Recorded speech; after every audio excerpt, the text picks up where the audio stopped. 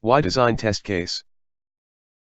The ability to develop effective test cases is important to an organization evolving toward a higher quality testing process. If test cases are effective, there is 1. A greater probability of detecting defects, 2. A more efficient use of organizational resources, 3. A higher probability for test reuse, 4. Closer adherence to testing and project schedules and budgets, and 5. The possibility for delivery of a higher quality software product. There are two basic strategies that can be used to design test cases. These are called the black box, sometimes called functional or specification, and white box, sometimes called clear or glass box.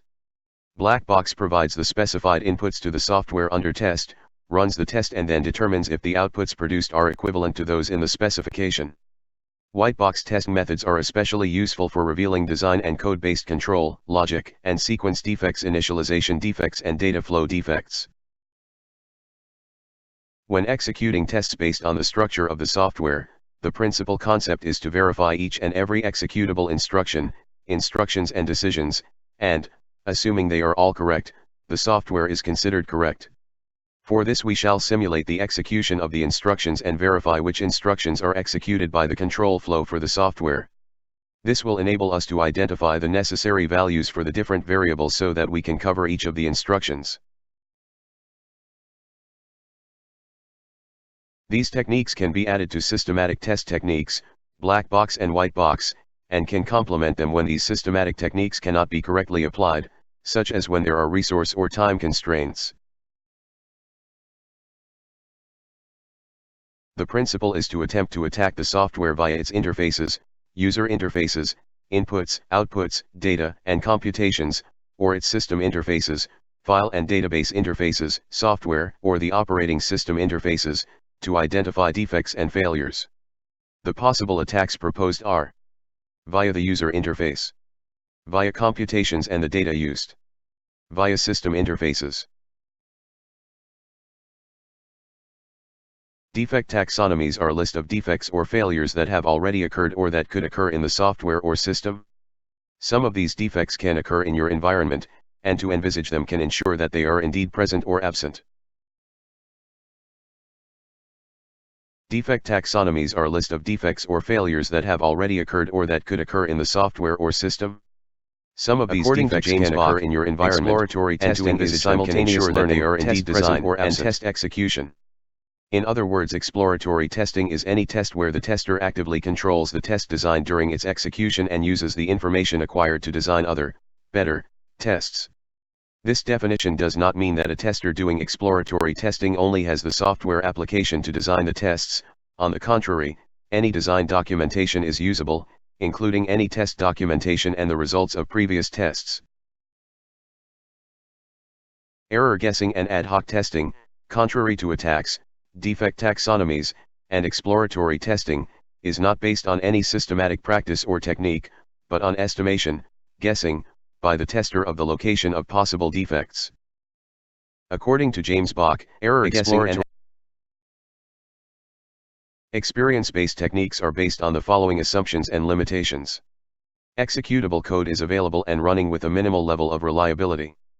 All exploratory techniques are dynamic techniques, and require an adequate test environment, including test data. For techniques based on lists or taxonomies of defects, on the existence of published lists of defects applicable in your context. For techniques based on attacks, on the identification of attack profiles that are coherent.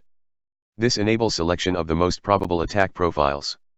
For techniques bases on exploration, on the abilities of the testers, whether it is with regards to the business context, with test techniques.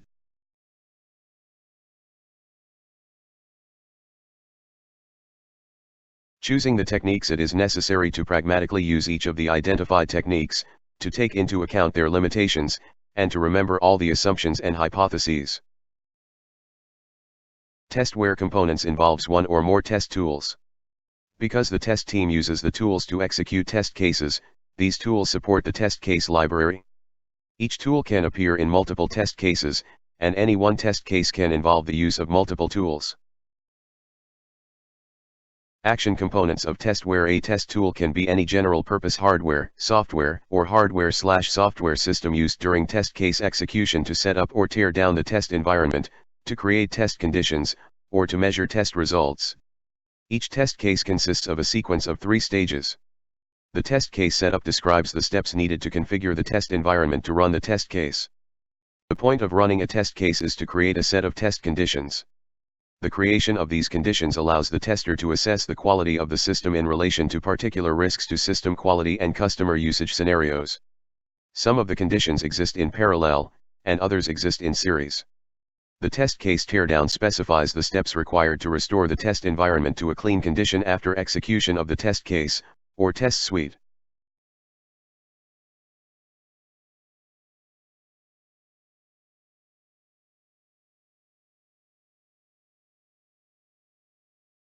Execution of a test case.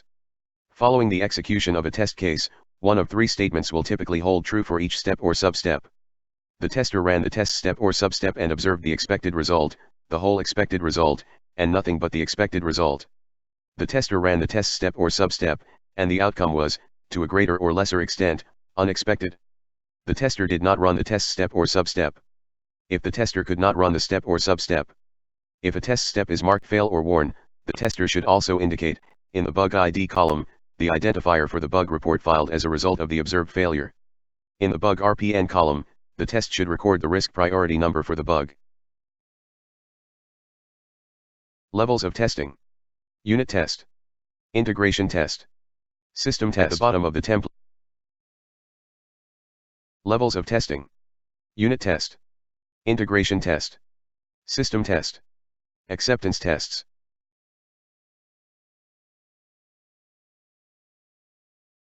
Unit test is the smallest possible testable software component.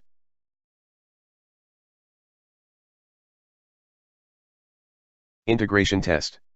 2 major goals. To detect defects that occur on the interfaces of units.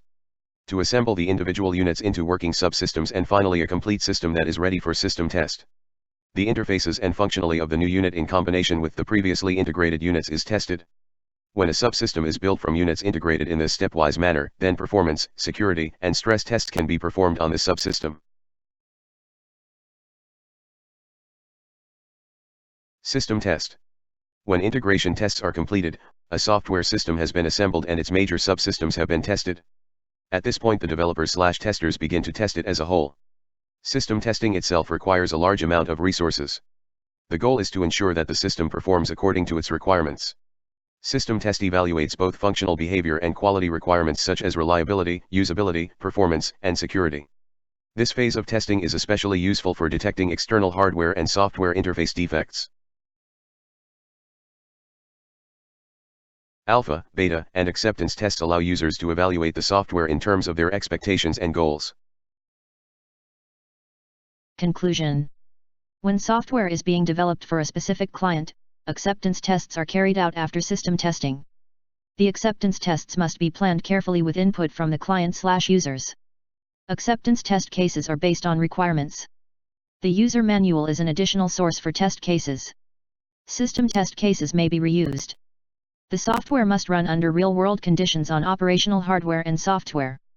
The software under test should be stressed. For continuous systems, the software should be run at least through a 25-hour test cycle. Conditions should be typical for a working day. Typical inputs and illegal inputs should be used and all major functions should be exercised. If the entire suite of tests cannot be run for any reason, then the full set of tests needs to be rerun from the start.